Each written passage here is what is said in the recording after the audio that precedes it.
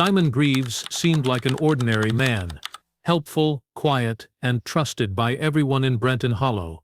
But behind that calm exterior, he was Britain's most feared and calculating serial killer, hiding in plain sight as terror quietly consumed the town. Brenton Hollow was the kind of place people moved to when they wanted peace. With its narrow cobblestone streets, old brick houses, and small family shops, the town looked like it had been frozen in time. Children played freely, neighbors knew each other by name, and visitors often described it as a picture-perfect corner of Britain. Nothing dramatic ever happened there, and that sense of safety became the town's strongest identity. But beneath this calm surface, something quietly shifted as the early 1990s unfolded. The first signs were so small that nobody noticed them. A jogger who never returned home, a shop owner who locked up one evening and was never seen again, and a school volunteer who vanished during a short walk to her car. Each incident was treated as an isolated tragedy. People assumed these missing individuals would eventually be found alive, perhaps having run away to escape personal problems. The idea of a predator lurking nearby felt impossible in such a peaceful place. Weeks passed, and the disappearances continued. What frightened residents most was the lack of any pattern that made sense. The victims were young, old, male, female, wealthy, and working class. None of them had enemies, criminal ties, or reasons to disappear. They simply vanished without leaving behind clues. News spread through whispers at grocery shops and late-night conversations behind closed doors. Parents began bringing their children indoors earlier. Dog walkers avoided isolated paths. Even the most confident residents felt an unsettling shift in the air, though no one could yet explain why. Police did their best to calm the public, but officers were equally confused. Their searches through forests, riverbanks, and abandoned buildings produced no trace. Every lead ended abruptly, as if the victims had stepped into thin air. Patrols increased, and officers knocked on doors late into the evenings, asking questions that became more desperate as time passed. Investigators considered every possibility: runaways, accidents, kidnappings, and even cult involvement. Yet none of these theories fit the strange, silent pattern that was forming. Tension slowly tightened around the community. Brenton Hollow's peaceful charm transformed into a setting for suspicion. Residents who had trusted each other for years began locking their doors earlier and avoiding unfamiliar faces. Grocery stores stayed crowded, not because people needed supplies, but because they preferred staying in public places where they felt less vulnerable.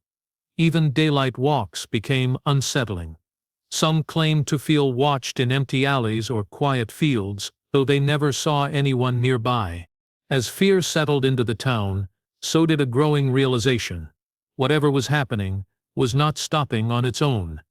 Each disappearance pulled the community deeper into confusion, but no one understood that they were witnessing the early steps of a carefully constructed nightmare. The town still believed these were temporary tragedies, not the opening chapter of something far more sinister. Brenton Hollow remained unaware that a hidden threat had already woven itself into its daily life, preparing to strike again in ways no one could predict. The discovery of the abandoned car changed everything. It was a crisp autumn morning, when a hiker, wandering deeper into Brenton Hollow's surrounding woods than usual, stumbled upon the vehicle. The car was partially hidden behind thick undergrowth, as though someone had deliberately tried to conceal it. At first glance, it seemed ordinary, but as the hiker approached, he noticed the license plate matched a missing resident who had vanished weeks earlier. Inside the car, everything was intact: wallets, keys, and even a jacket carefully folded on the passenger seat. There were no signs of a struggle, no broken glass, no overturned items. Nothing that suggested panic. The eerie calm of the scene made it even more disturbing. The authorities were called immediately, and detectives quickly realized that this was far more than a coincidence. The disappearance was connected to something bigger, something organized. Investigators combed the car for fingerprints, fibers, and any trace that could lead to the missing person or the perpetrator. The meticulous arrangement of belongings suggested the suspect was highly methodical, almost obsessive about order. The scene was a stark contrast to what one would expect in a typical abduction, where chaos usually marked the crime. Detectives began to suspect that the person behind the disappearances was not only careful but also intelligent, someone who had thought through every detail to avoid leaving evidence. It became increasingly clear that Brenton Hollow was not dealing with random incidents. A calculating mind was orchestrating these events. The discovery sent shockwaves through the town. News spread quickly, and for the first time, residents began to feel the weight of real danger. Parents, who had once allowed their children to roam freely, now watched them like hawks. People avoided walking alone through parks and alleyways that had previously felt safe. Rumors multiplied, with neighbors whispering about the possibility of a predator hiding among them. Fear was no longer abstract. It had become a tangible presence that seemed to shadow the town's streets. Detectives studied the car scene for hours, mapping every detail and photographing every angle. They noted the precision in how personal items were left untouched, the absence of any forceful entry, and the car's location deep in the woods rather than near a road. This led to a chilling conclusion. The perpetrator had planned the placement meticulously, ensuring it would be discovered in a way that would instill fear rather than provide answers. The criminal wasn't just taking lives, he was sending a message to the town, demonstrating control over both the victims and those searching for them. Forensic teams scoured the surrounding woods for any additional clues, but the forest yielded little beyond scattered leaves and broken branches, likely disturbed by the perpetrator during the car's placement. The realization hit investigators like a cold wave. The missing person was alive long enough to have been moved deliberately, possibly observed and manipulated along the way. The investigation shifted into a new phase, one that focused not just on locating victims but understanding the mind behind the disappearance. The abandoned car was the first tangible link to a hidden predator, a puzzle piece that hinted at a terrifying intelligence operating in silence, watching, waiting, and always staying one step ahead. The town's illusion of safety had begun to crumble, revealing the meticulous, dark force lurking just beneath the surface. As the disappearances continued, a pattern slowly emerged, though it was subtle enough that only the most attentive detectives could see it. Each victim had vanished under seemingly ordinary circumstances, yet every disappearance shared a quiet precision that set them apart from typical missing person cases. The victims were alone when taken, walking home, jogging, running errands, or simply stepping outside for a brief moment. None had conflicts or enemies, and none had done anything to attract danger. The common thread was their solitude, as if the perpetrator carefully selected moments when no one could intervene. This realization sent a chill through investigators. The person responsible was patient, observant, and deliberate, choosing times and places that maximized control while minimizing risk. Detectives mapped out the locations of each disappearance, and a pattern began to reveal itself within a 5-mile radius of the town's center. The areas were diverse: parks, abandoned lots, quiet streets, and the edges of the woods, but all shared one thing: they were familiar to locals and often lightly trafficked. The killer had intimate knowledge of the town's routines, the movement of its residents, and the hidden places where a person could vanish unnoticed. This insight suggested someone who lived in the town or had spent extensive time studying it, someone who could blend seamlessly into daily life while plotting these crimes in secret. The methodical nature of the abductions was equally alarming. There were no signs of violence left behind, no forced entry into homes, no struggle at the disappearance sites. Each incident appeared controlled and precise, almost clinical, as though the perpetrator wanted to erase chaos and maintain an illusion of normalcy. This level of planning indicated a dangerous intelligence, a mind capable of careful calculation and manipulation. Police began to fear that they were dealing with someone who was not only organized but also psychologically attuned to the town's vulnerabilities. Community tension intensified as the town slowly became aware that the crimes were connected. People began to notice subtle changes in their surroundings. Strangers who had previously gone unnoticed now drew suspicion. Residents avoided isolated paths, and even short walks to local shops became exercises in vigilance. Children were escorted to school, and the elderly avoided their usual morning strolls. The town, once confident in its safety, was transforming into a place of constant caution. Fear had seeped into daily life, influencing every decision, every movement. Meanwhile, police continued to analyze every disappearance, seeking a deeper understanding of the killer's behavior. They examined routines, personal habits, and social connections of each victim, looking for a single thread that could unravel the mystery. Yet, nothing obvious appeared. Only the chilling precision that suggested each act was carefully orchestrated. Investigators began to speculate about the psychological profile of the perpetrator. Someone methodical, patient, and cunning, with a disturbing ability to remain invisible while orchestrating terror. By this point, it was clear that Brenton Hollow was no longer a town of ordinary accidents or random misfoots. Something calculated and malevolent had embedded itself into the fabric of daily life, exploiting the ordinary routines of its residents. Each disappearance reinforced the idea that the killer was watching, learning, and waiting for perfect opportunities. The town's safety, once unquestioned, had been shattered, and the shadow of the predator loomed over every corner, every quiet street, and every isolated path. The chilling pattern revealed that Brenton Hollow was no longer just a peaceful town. It had become the hunting ground of a calculating and elusive predator. Detectives' breakthrough came unexpectedly when an old farmhouse on the outskirts of Brenton Hollow drew attention. For years, the property had been considered abandoned, a relic of a past era, and neighbors rarely gave it a second thought. The paint was peeling, the roof sagged, and weeds had overtaken the surrounding yard, making it easy to dismiss as derelict.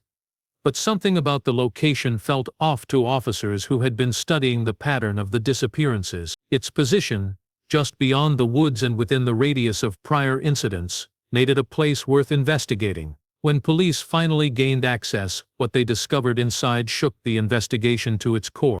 The farmhouse's interior was dark and silent, but meticulously preserved. Dust coated the surfaces, yet objects were organized in an unsettling way.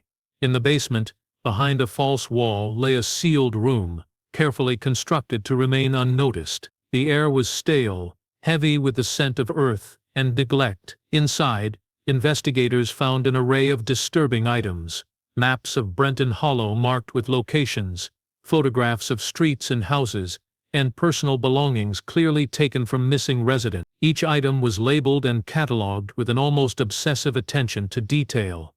It was immediately clear that this room was more than a storage space. It was the mind of the criminal made physical. The level of planning was staggering.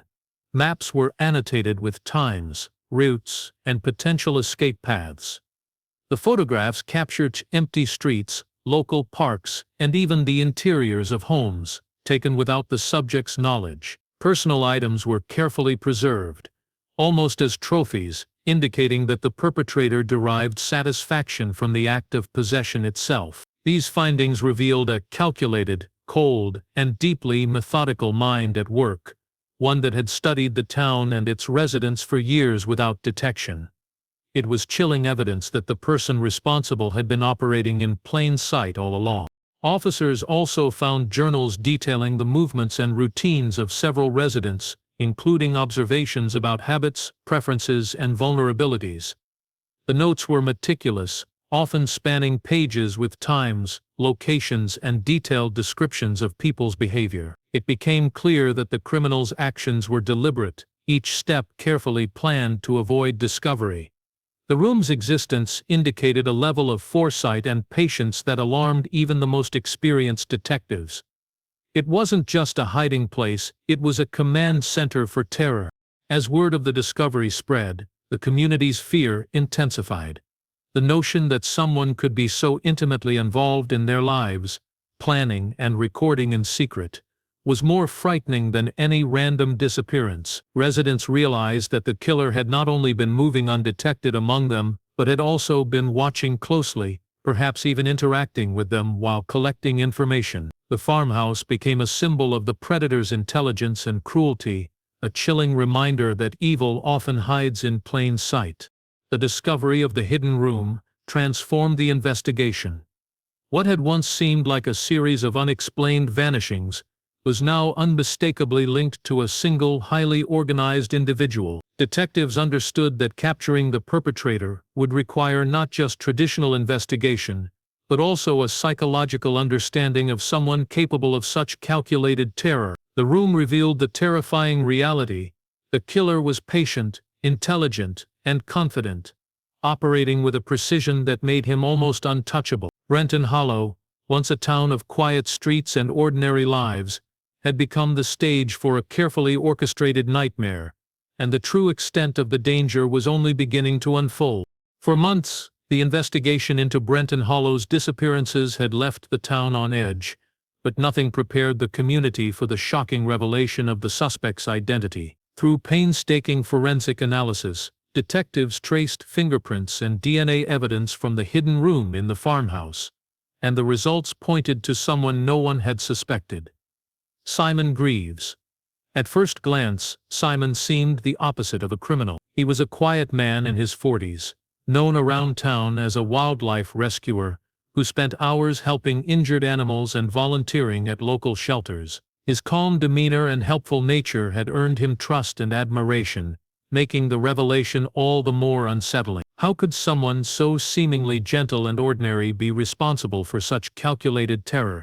The contrast between his public persona and the evidence discovered was stark. Simon had been a familiar figure in the searches for missing residents, walking through the same woods where clues were later found, offering assistance while simultaneously manipulating the investigation. This duality, a friendly helper on the surface and a calculating predator in private, made him almost invisible to suspicion.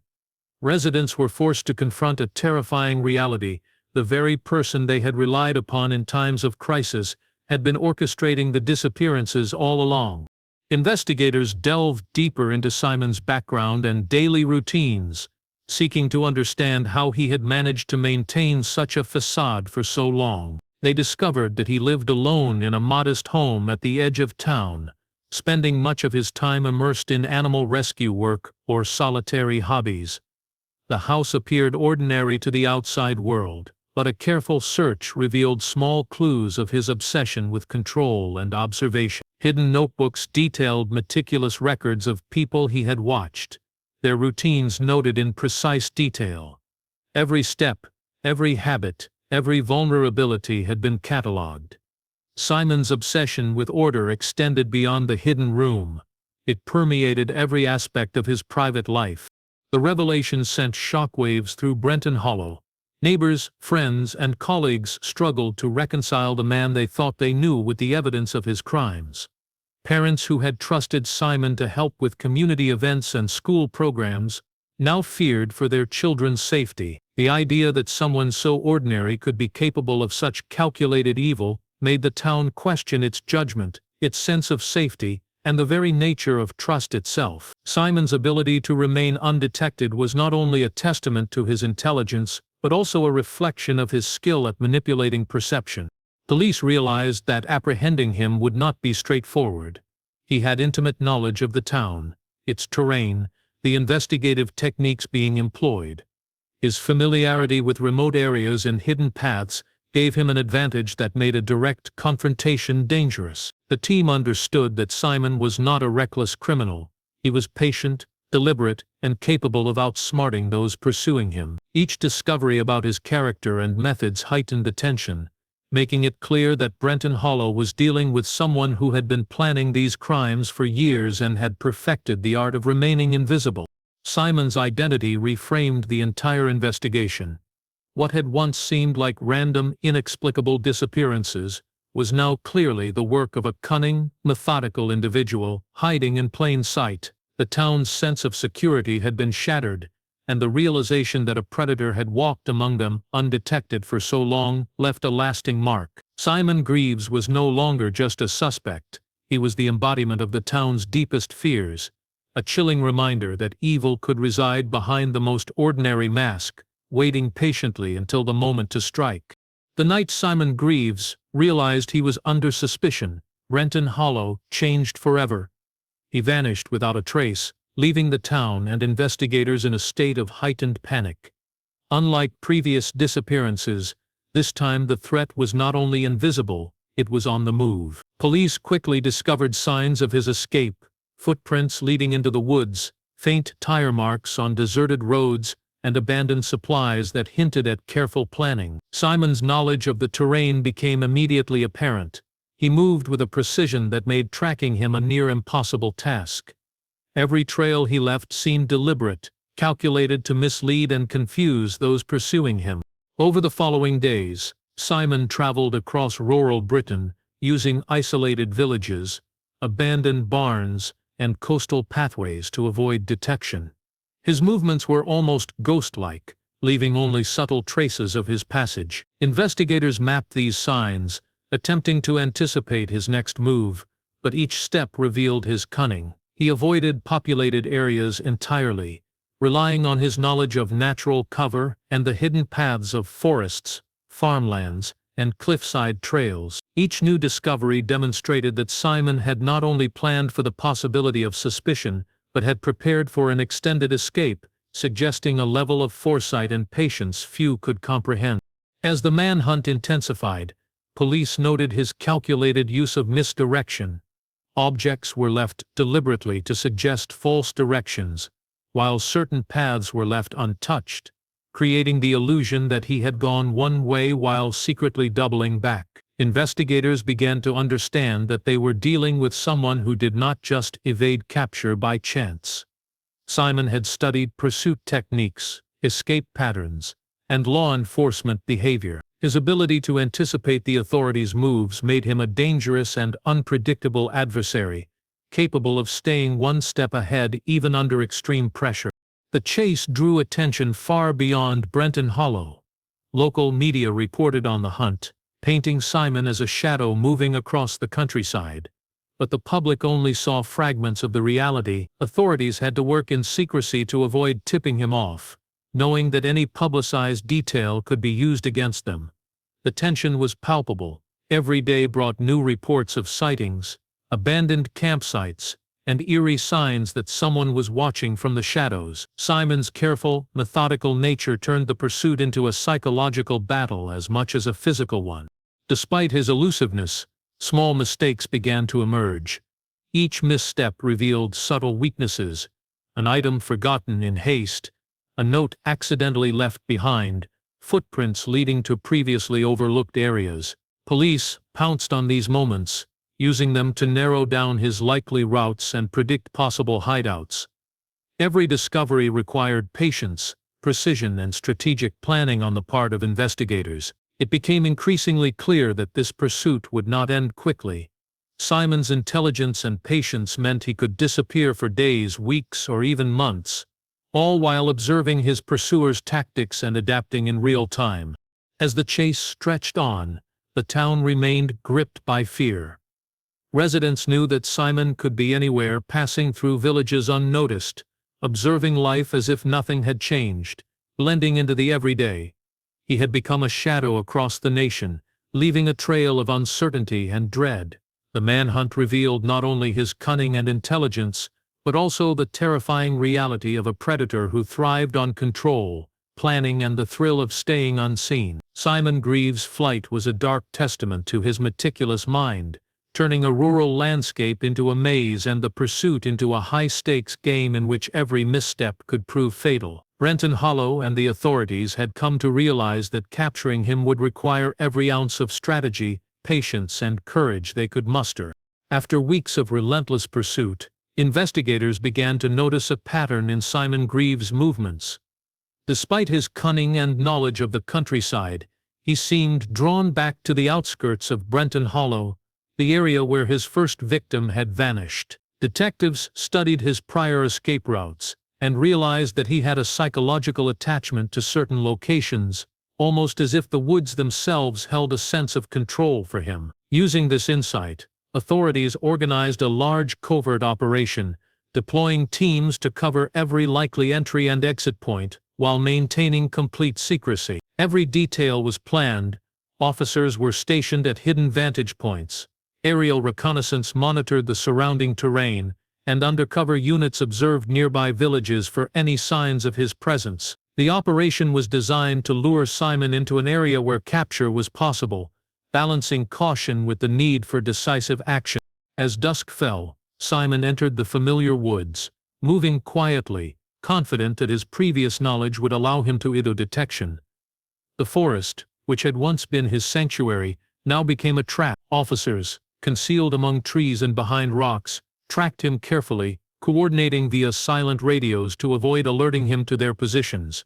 Every step he took was deliberate, measured, yet the authorities had anticipated his habits and behaviors. They understood that his sense of control made him predictable in subtle ways, and patience became their greatest weapon. Hours passed with mounting tension. Simon circled deeper into the forest, moving along trails he had likely used many times before. The quiet was almost deafening.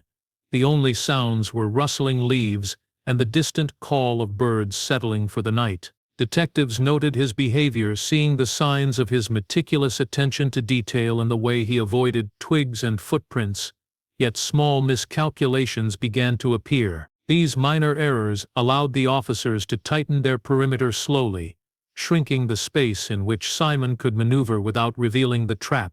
Eventually, Simon approached a small clearing, a place he likely believed offered a safe vantage point. It was here that the perimeter closed in. Officers moved in gradually, using the forest's natural cover to prevent any sudden alarm. Simon, realizing for the first time that he was being followed, attempted to escape into the denser, unfamiliar sections of the woods. Yet the calculated patience of the investigators paid off. They had anticipated his likely routes and blocked his paths systematically. Step by step, the predator found his options disappearing, the freedom he had relied on for weeks now shrinking around him. The standoff was tense, but ultimately brief. Simon, surrounded by the carefully coordinated operation, recognized that further escape was impossible.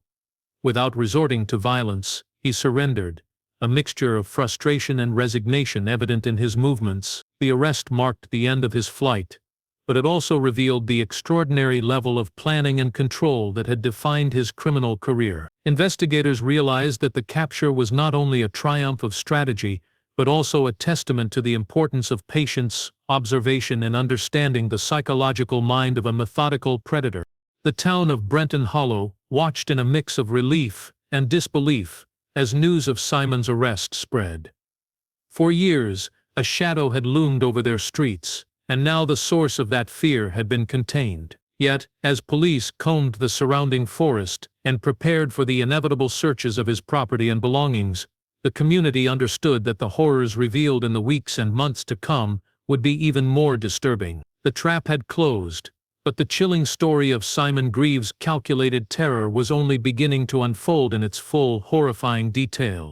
Simon Greaves' arrest marked the end of his flight, but the real horror of his crimes only began to unfold once investigators were able to thoroughly search his home and hidden spaces. The findings revealed a level of obsession and meticulous planning that went far beyond what anyone in Brenton Hollow had imagined. Inside his modest house, tucked behind false walls and in hidden drawers, were journals that chronicled his every action and thought. Page after page detailed the movements, habits, and vulnerabilities of the victims he had taken. Each entry was methodical, almost clinical, yet carried an underlying darkness that reflected a disturbing fascination with control, power, and manipulation. It was a window into a mind that had orchestrated terror for years, blending the mundane with the macabre in ways that made even seasoned investigators uneasy.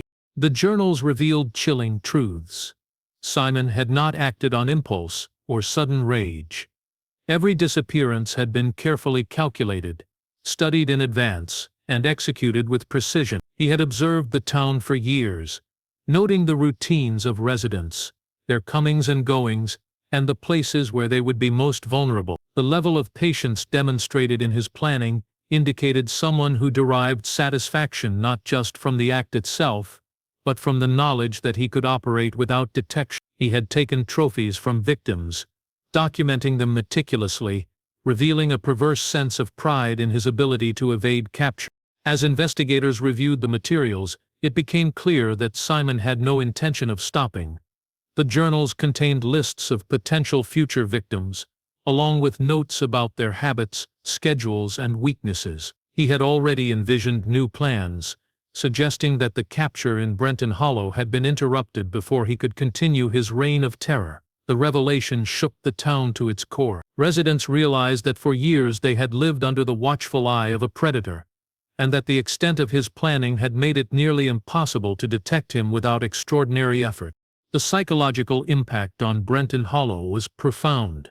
Families struggled to reconcile the image of Simon Greaves, the quiet, helpful wildlife rescuer they had trusted, with the man revealed by the evidence. Fear lingered long after his capture, as people wondered if there could be others like him hiding behind ordinary facades, watching silently from the shadows. Trust had been shattered, replaced with a cautious vigilance that would shape the town for years to come. The streets that had once felt safe now carried an invisible tension, and every isolated path or quiet corner reminded residents of the predator who had operated undetected in their midst. Despite the horror, Simon's arrest allowed authorities to bring closure to the families of his victims. Each discovery, from personal belongings to detailed notes, helped piece together the fate of those who had vanished and provided undeniable proof of his guilt. The case became a landmark example of how careful observation, forensic diligence, and understanding of criminal psychology could dismantle even the most methodical of predators. Simon Greaves' story became one of Britain's darkest true crime tales, a chilling reminder that evil can hide behind the most ordinary masks and thrive in plain sight. Brenton Hollow's ordeal demonstrated the Therian combination of patience, intelligence, and obsession that defines a methodical killer. While the town slowly began to heal, the legacy of fear, meticulous calculation, and the sheer audacity of Simon's crimes ensured that his name would be remembered, not just as a criminal, but as a symbol of the fragility of safety and the hidden darkness that can exist within even the most familiar places.